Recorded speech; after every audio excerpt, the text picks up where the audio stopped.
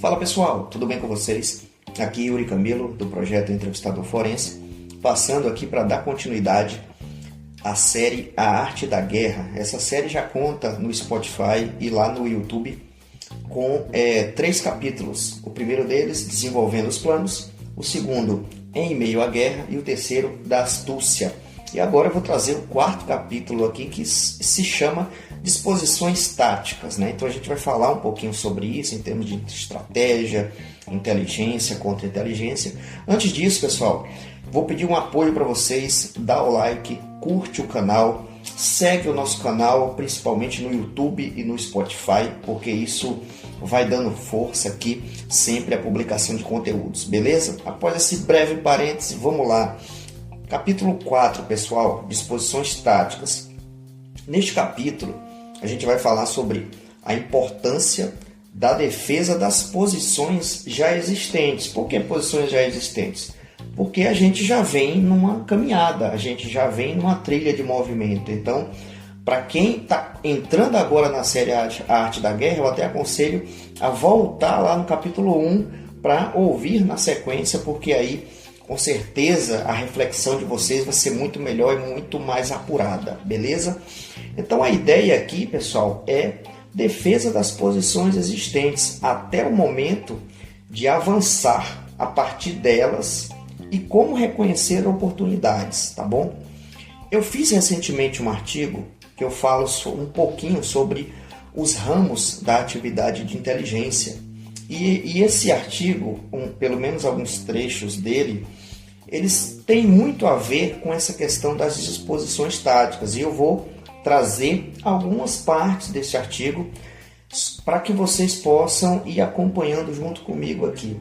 Então, pessoal, a inteligência e a contra-inteligência, elas podem ter a finalidade distinta, mas os objetivos a longo prazo, eles tendem, de certa forma, a ser os mesmos para empresas e até para governos. E quais são? A prevenção ou a reação e a proteção, pessoal. Então, sempre quando a gente está falando de inteligência e contra-inteligência, a gente liga primeiro prevenção e reação e depois a proteção. Mas conceitualmente, pessoal, a finalidade da inteligência ou da área de inteligência é a produção e difusão de conhecimento que sinalizem oportunidades ou identifiquem ameaças, beleza? Para quê? Para que os tomadores de decisão e até gestores de empresas tomem decisões de uma forma segura, de uma forma saudável e de uma forma que deixe a empresa com um movimento seguro, de forma tática. Não é à toa que esse capítulo, o nome dele é Disposições Táticas, beleza? Oportunidades, pessoal, são circunstâncias favoráveis que vão, de certa forma, impulsionar e garantir vantagens competitivas, né? E aí a gente pode estar falando de uma área de compliance, do core business da empresa, né? De uma situação de crise que está ali sendo tratada, e isso vai gerar, de certa forma, lá na frente, vantagem competitiva e estratégica e tática para as empresas, beleza? Já as ameaças, pessoal, elas podem decorrer até, né, e principalmente de ações de inteligência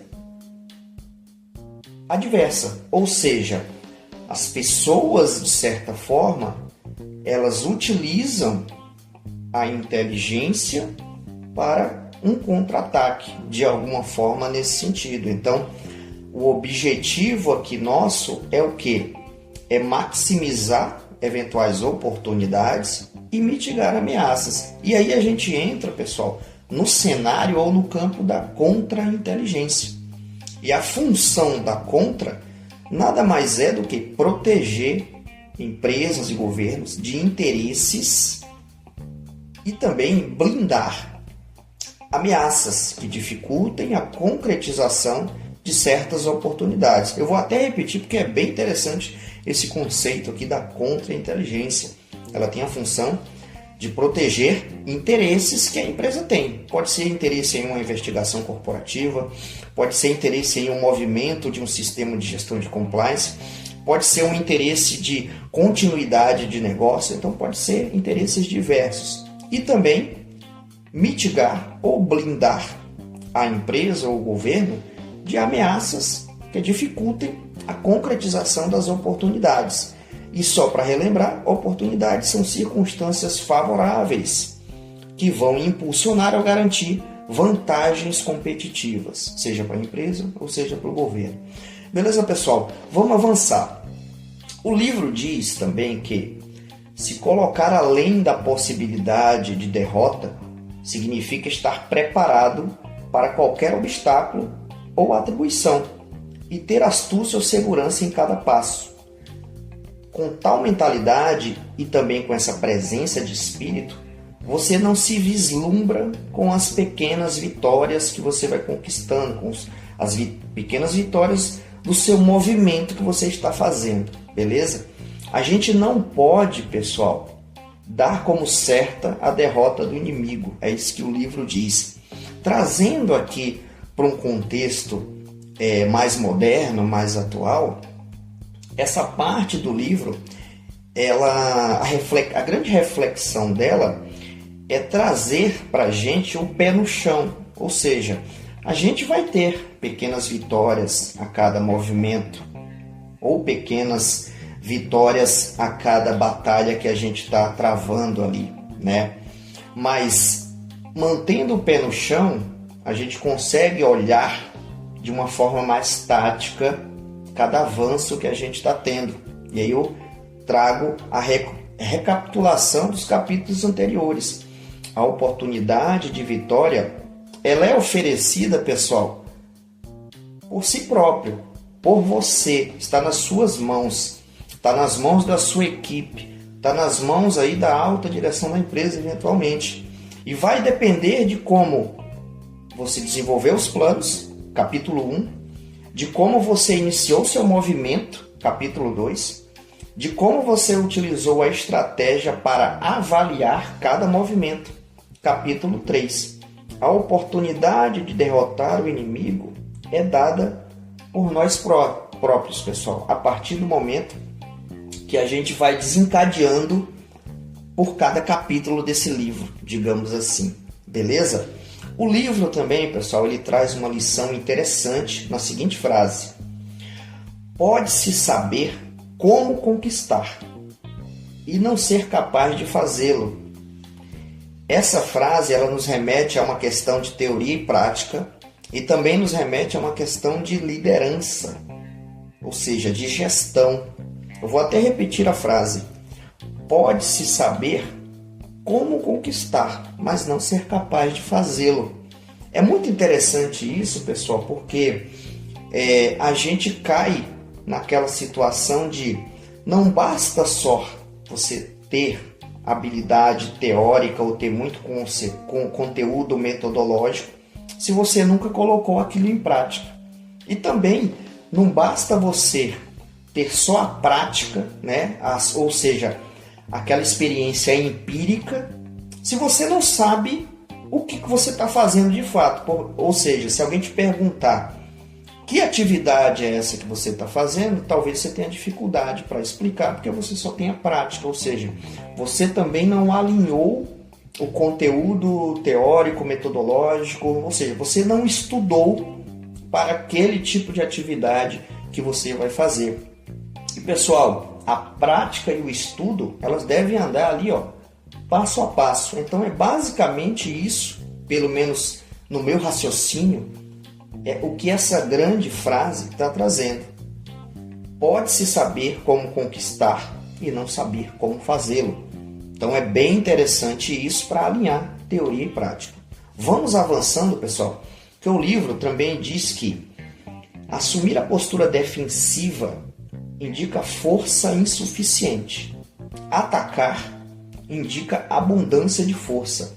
E aqui, pessoal, a gente tem duas situações, né, que essa frase traz: postura defensiva e postura ofensiva. E também diz que o líder habilidoso, ele pode e deve dominar essas duas posturas. O que a gente quer dizer com isso aqui, pessoal? Quer dizer que é interessante você saber o momento de defender a posição que você está e também o momento de você iniciar uma ofensiva. E aí a gente falando aqui de compliance ou investigações, é interessante de você saber como que está a maturidade eventual do seu sistema de compliance, com uma atitude um pouco mais defensiva no sentido de mostrar, explicar quais os benefícios que o seu sistema de gestão de compliance geraram para a empresa. Isso vai proporcionar que você, um pouco mais adiante, tenha uma postura ofensiva de você poder avançar ainda mais com o seu sistema de gestão de compliance. Então é bem interessante isso. Trazendo para um campo de investigação, vale a pena de você observar onde que eu estou, né, no meu objetivo ou no meu escopo de investigação e até que ponto vale a pena a gente avançar. Pessoal, trazendo uma situação prática aqui para vocês, recentemente eu participei de uma discussão de um comitê de crise, né, de um cliente nosso, e os membros do comitê, eles ponderaram justamente isso. Olha, a gente tem aqui uma situação, de fato é uma situação concreta, mas eles optaram por ter a tranquilidade de avaliar o seguinte: com as informações que eles já tinham, eles já conseguiam tomar uma decisão satisfatória, de certa forma, sem ter que avançar ainda mais na investigação. Por que isso?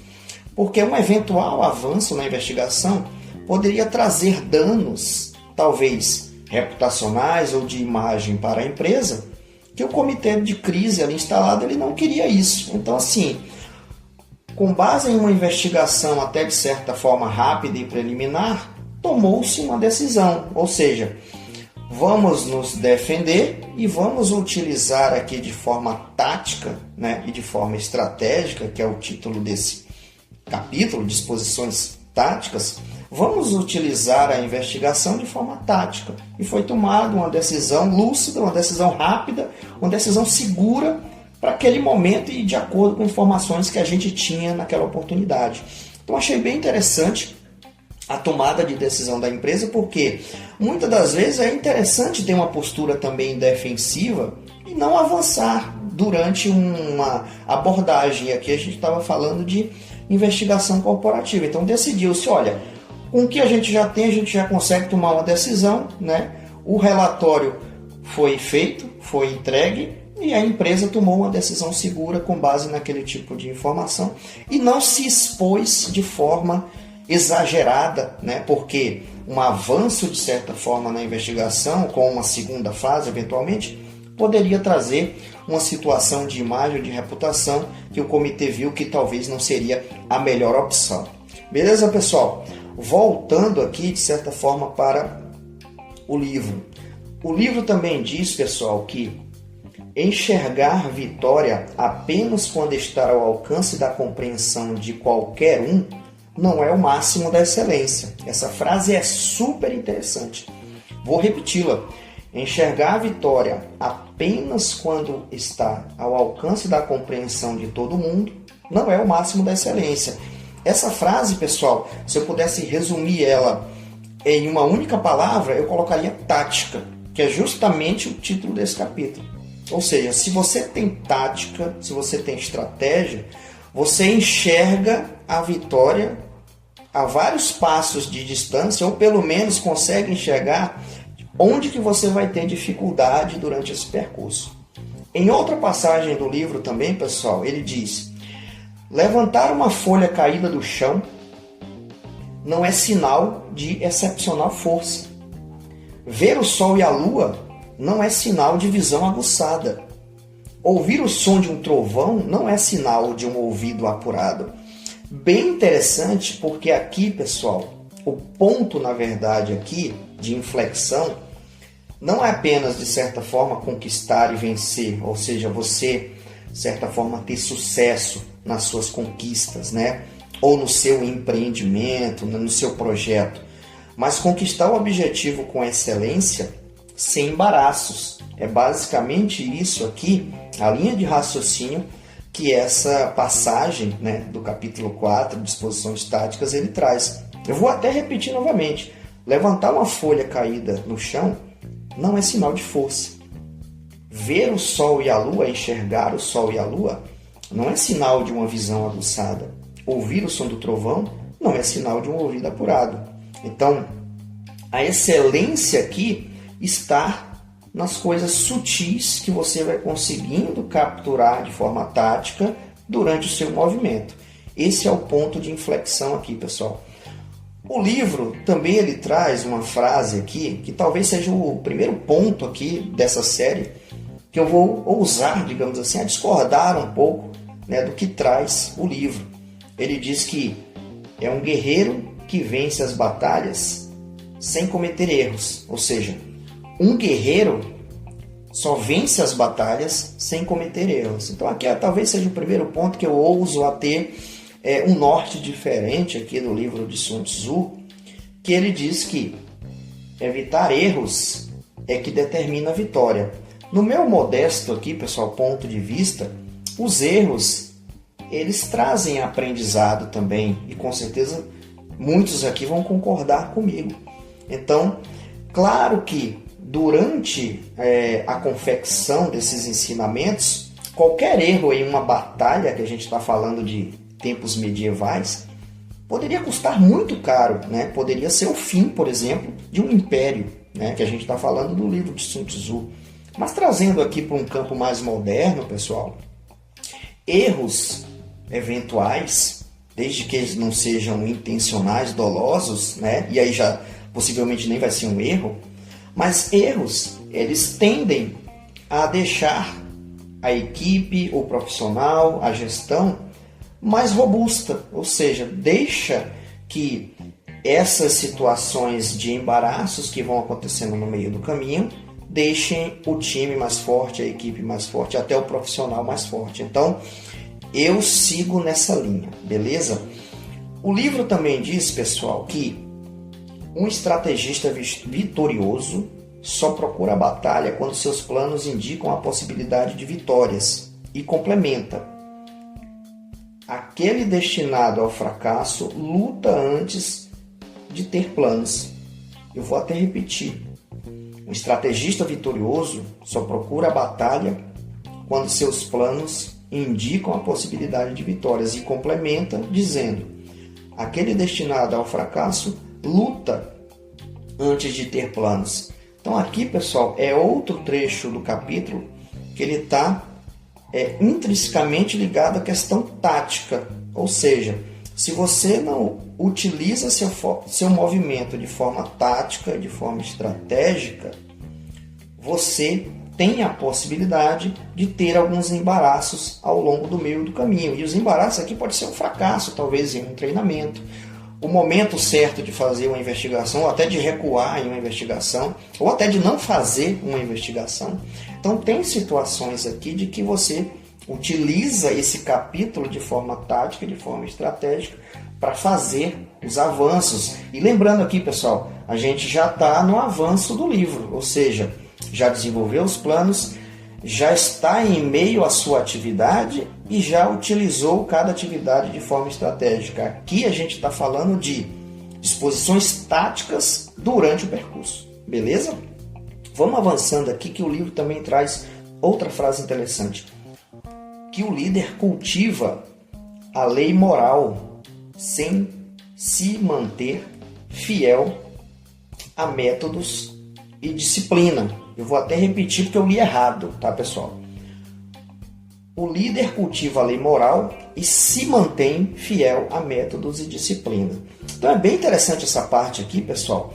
Por quê? Porque ele traz uma questão ética, né? Ou seja, o líder se mantém a métodos e disciplinas, mas cultivando a lei moral, cultivando a ética em cada passo que está dando. E falando em método, pessoal, o livro ele traz o seguinte, ele aponta os seguintes métodos, que na verdade são 4 métodos, aliás, 5 métodos. Vamos ao primeiro, mensuração e sondagem. O segundo, estimativa de quantidade. O terceiro, cálculo. O quarto, comparação das oportunidades ou equilíbrio. E o quinto é a vitória. Tá? Em outras palavras, pessoal, O que quer dizer, né, cada método desse aqui de uma forma prática? Você mensura e calcula a quantidade de movimento que você vai fazer, você compara a quantidade de movimento com as oportunidades que estão chegando para se ter a vitória. É basicamente isso, pessoal. Em suma, você mede, remede várias vezes e ataca de uma vez só, tá? É basicamente isso que o livro está trazendo para a gente. É bem interessante, pessoal, o que ele traz aqui de método. Eu vou repetir os 5: mensuração ou sondagem, estimativa de quantidade, você faz um cálculo no terceiro. No quarto, você compara oportunidades e o equilíbrio dessas oportunidades. E o quinto é a vitória. Trazendo para um contexto um pouco mais atual, pessoal, a metodologia da produção de conhecimento, né, da atividade de inteligência, que é trazida até no livro sobre metodologia de produção de conhecimento até de 2023, que fala da atividade de inteligência, ele aponta para a gente aqui situações similares. Por exemplo, a doutrina brasileira fala em política, planejamento, reunião, processamento e difusão. Se a gente comparar aqui, vou até repetir o que o Sun Tzu traz: mensuração ou sondagem, que aí a gente pode enquadrar aqui talvez na política e no planejamento. Estimativa de quantidade é o segundo, que a gente pode enquadrar aqui na questão de reunião, de produção do conhecimento reunido, né, a partir de uma gama de informações. Ele traz no terceiro o cálculo, que a gente pode colocar o processamento, a compilação do que está sendo produzido. E ele traz também aqui outra situação, que é comparar oportunidades e ver o equilíbrio que essas oportunidades vão proporcionar para a gente. E isso aí, pessoal, nada mais é do que a difusão do conhecimento, tá? Então, fazendo uma analogia aqui, a gente consegue, de certa forma, trazer o método de, talvez, né, o método de produção de conhecimento de Sun Tzu com o método também da doutrina brasileira de inteligência, que foi atualizado até no final de 2023, com também 5 pontos aqui, ou 5 fases que a gente pode ligar o que o Sun Tzu traz com o que a doutrina brasileira de inteligência traz, e a gente vê que, de certa forma, tem uma sinergia. Tá bom, pessoal? É isso. Vou ficando por aqui.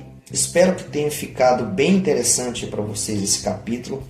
Pessoal, o interessante aqui é a gente, claro, conseguir ir acompanhando os capítulos de uma forma mais metodológica, porque se você cai de paraquedas nesse capítulo agora, com certeza você já perdeu muita informação que eu já venho trazendo aí ao longo dos 3 primeiros capítulos, ok?